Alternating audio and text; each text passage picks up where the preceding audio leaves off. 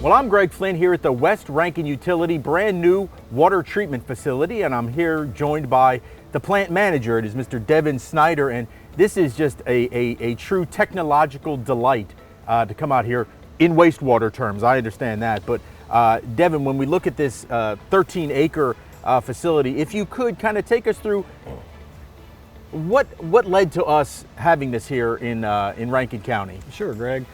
So for the past 30 years or so, Western Rankin County's sewer has gone to the Savannah Street wastewater plant in Jackson.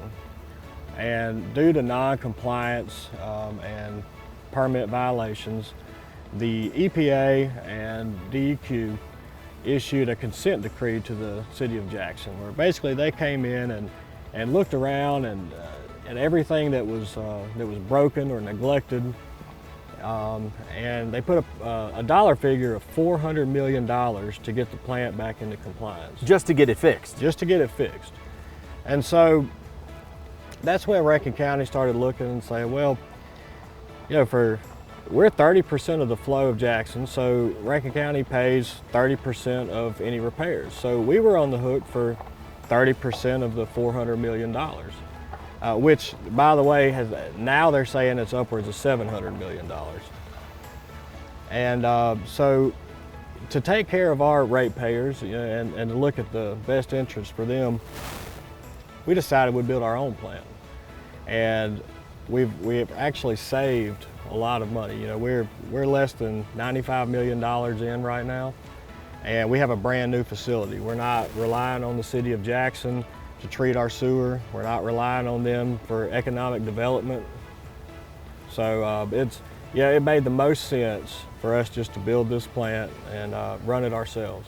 Well, just from some quick math, you know, if it's upwards of $700 million just to make repairs to the very aged Savannah Street plant, you know, you're talking about $200 million roughly that Rankin County would have to have paid just to get it patched and fixed, never mind keeping it running. Whereas you were able to build this plant for $100 million for half of what we would have had to give to put some duct tape and some scotch tape on it the other one. Exactly, it's a no-brainer.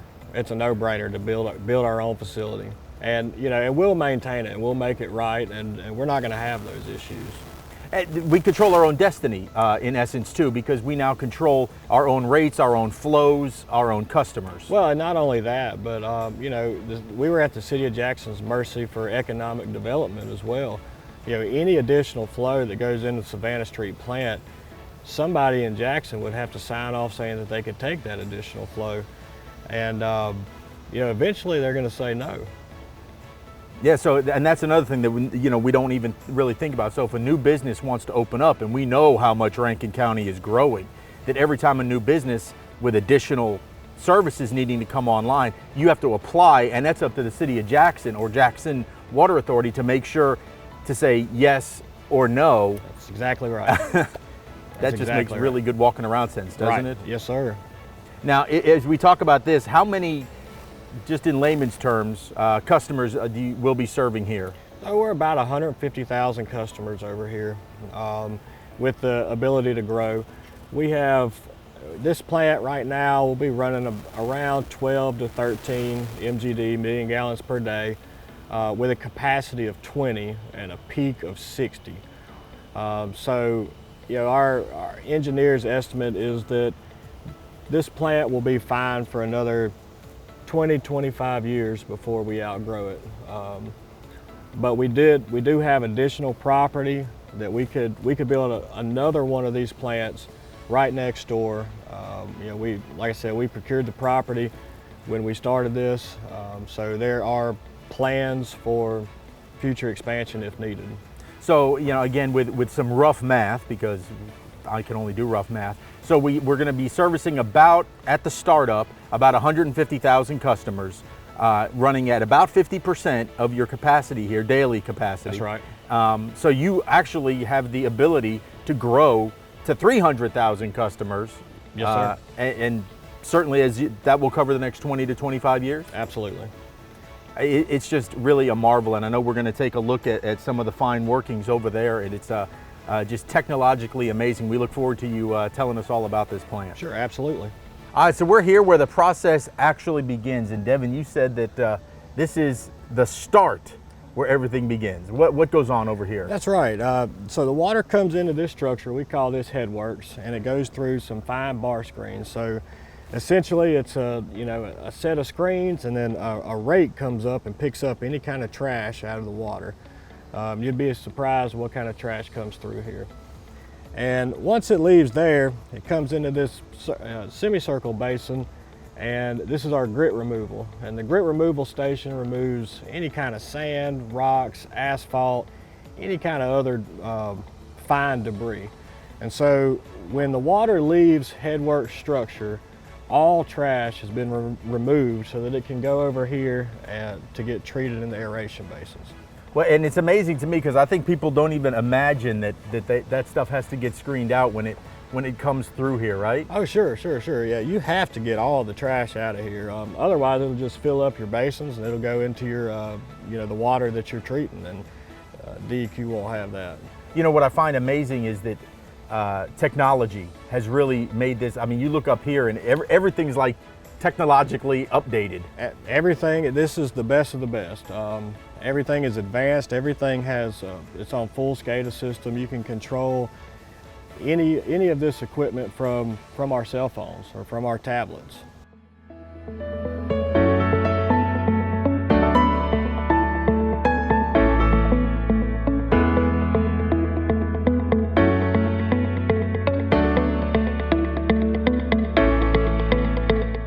Well, we've now moved down into what is essentially the heart of the plant, Devon, and man, this is just such an impressive structure. Kind of take us through what all we're seeing, like with what these ponds or pools do, I should say. Okay, sure. So as you know, we came off of Headworks, so now the water has no trash in it. All the inorganics have been removed. It's just water and bacteria, just wastewater now. And so it comes through these trains. So you got a train, this is train B, and you have an identical setup on the other side, train A.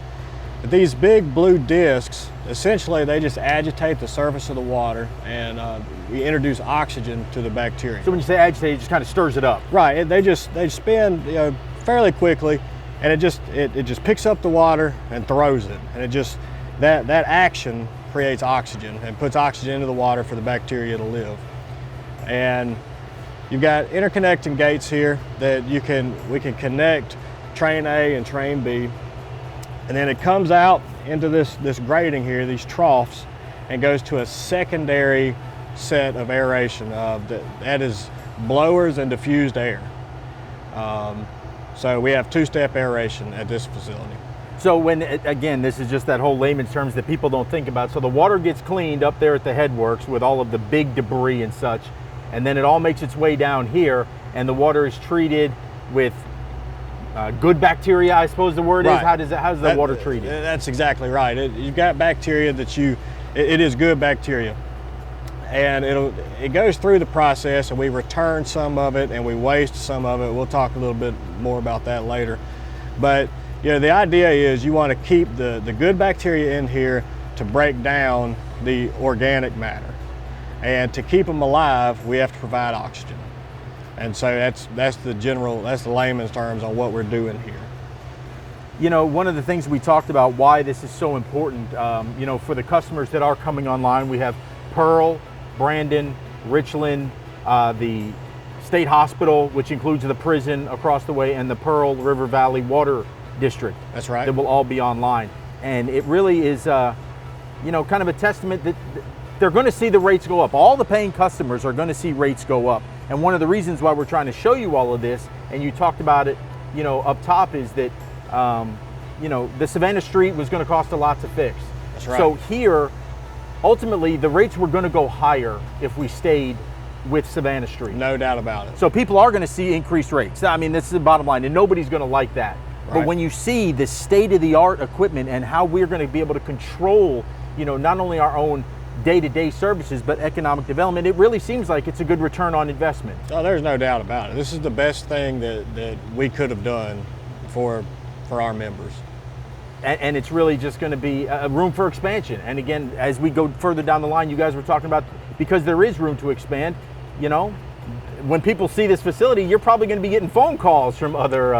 It's already started. And, it's something that obviously we're trying to get this online, trying to get our ratepayers taken care of first. But yeah, over time, we're looking at bringing in other members. So when we talk about the brand new, I asked you before that you've had so much experience. How many years? About 15 years in it. 15 years of experience, and you used to work over at the Savannah Street plant. I did. Seen it firsthand. One of the things I asked you is that with all your experience and everything you've seen, this has got to be exciting for you. That this is like watching a new baby being born for you. Right. We talked about the neglect at Jackson. I spent my career coming up, going behind people and fixing mistakes and fixing neglect and errors. And here we have the opportunity, and I have the opportunity to, I've seen a lot of different plants, and there should have been a water hose here, there should have been something over here, and we have the ability to bring experienced people in and build it the way it's supposed to be built the first time.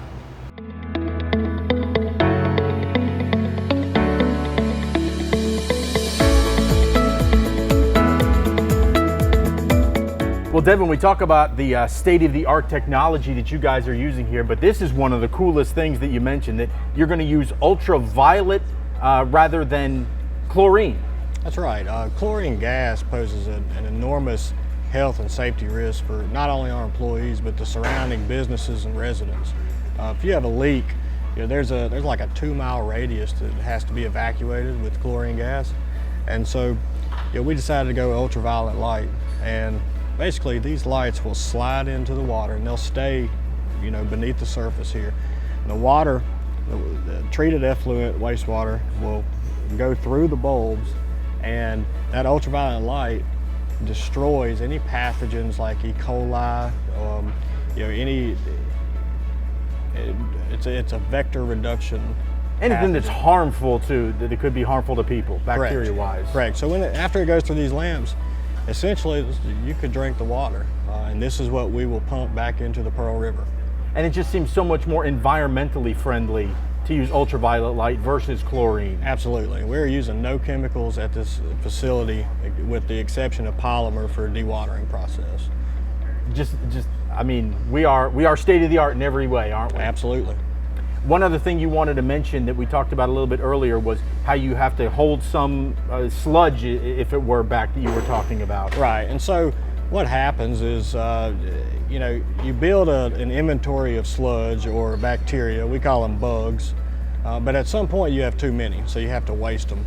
And so we've got a facility on site where we will waste into a tank and pull out of the tank, and we've got screw presses here.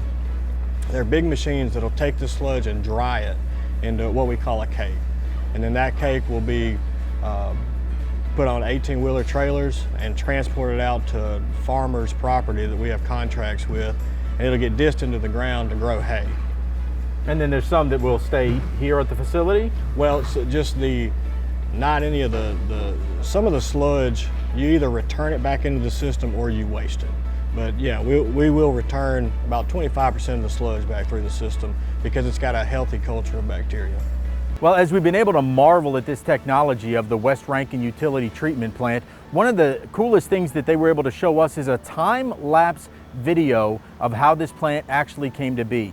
Construction began in February of 2019. It's a fascinating look at how this plant grew from nothing but a field to where we are now.